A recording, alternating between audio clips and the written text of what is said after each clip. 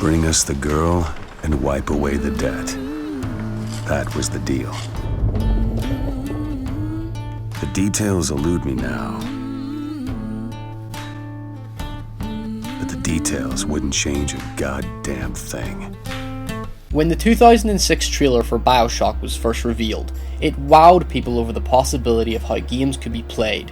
In what was truly a reinvention of first-person shooters and a revelation in interactive storytelling, BioShock was a prime example of the power of digital art.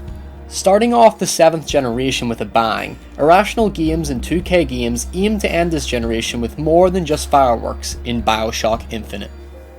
Taking place roughly 40 years prior to the original BioShock, Infinite follows the story of Booker DeWitt, a private agent who's been tasked with finding a girl named Elizabeth and bringing her back to New York to clear his debt.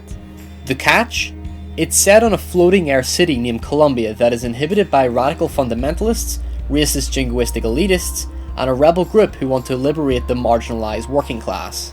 It's fair to say that there are quite a lot of historical and philosophical themes embedded into what is one of the most innovative and captivating games of the last decade. At times, it's a real brain teaser, but what works most about the narrative are two things: the characters and the setting. For most of the game, Booker is a mysterious individual, but the excellent voice acting of Troy Baker gives him a real personality that makes you feel sympathetic for his troubled past. Think of him like Commander Shepard, but a lot more humanized. Hello. Elizabeth, on the other hand, is perhaps the real standout. Voiced by Courtney Draper, Elizabeth is one of the most lively AI-controlled characters I've seen in a video game. She continually interacts with her environments, and her facial expressions convey her feelings towards the situation the characters are under. She completely surpasses being just an animated character and becomes a living human within the world. Furthermore, the world itself is just as captivating as the city of Rapture in the original BioShock. This is a game that you must embrace and absorb in order to get the most out of it. It's worth taking time to explore and read every fine detail crafted into the environments, as there are plenty of interesting and thought-provoking features to find. I can't stress this enough. The game only works if you become completely immersed in the world, but it's with no doubt that if you take your time, you will easily get lost in the game's steampunk fantasy.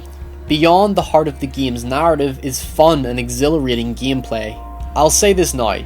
This game has perhaps the most innovative and creative firefights in any first-person shooter. Besides the abundance of augmented historical guns, it's the vigors, or previously known as plasmids, that give you the sense of power over your enemies without ever giving you an unfair advantage.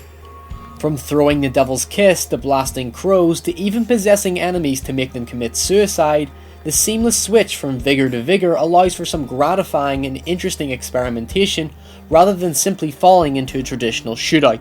In addition, Elizabeth has the ability to open tears that allow for cover, decoys, ally turrets, and weapons to be transported into the world.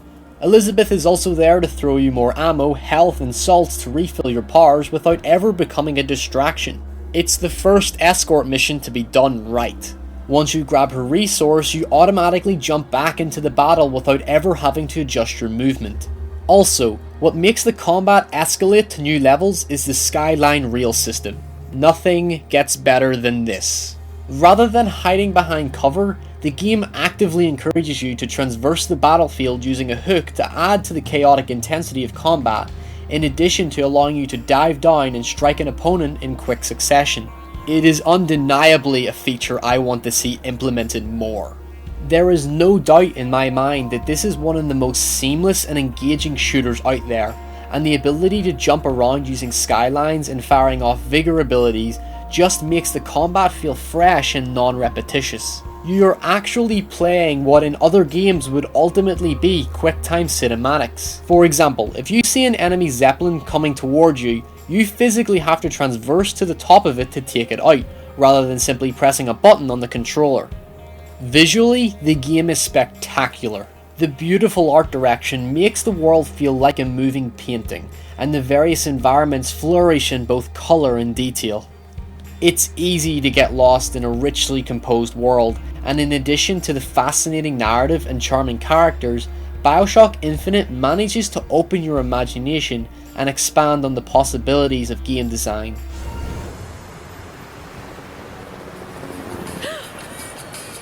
What did you do? What did you do? In conclusion, BioShock Infinite pushes the boundary in which very few games cross.